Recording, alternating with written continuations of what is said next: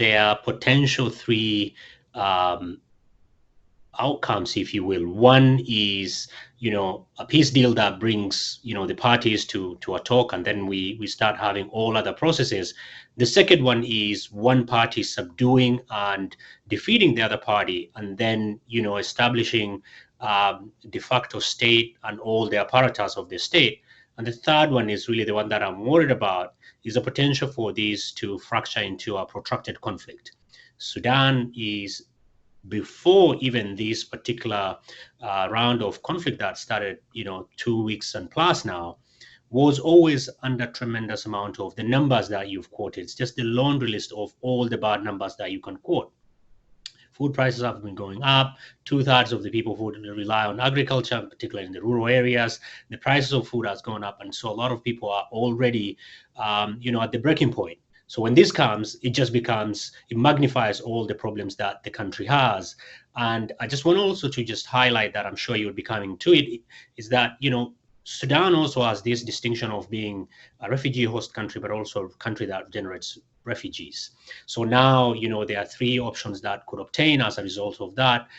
People, new displacement of Sudanese going to the border countries, for instance, Chad. And these are not countries that are renowned for being, stable politically, economically, and socially. So you're adding more layers to that.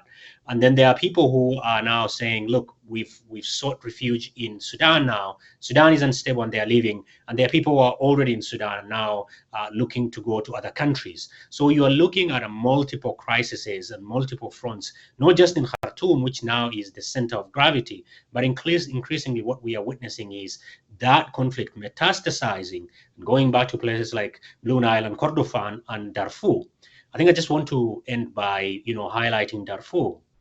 You can draw a direct line from Darfur 20 years ago, unresolved crises, to where we are right now. Both Burhan and General Dagalo, the two protagonists, cut their teeth in Darfur.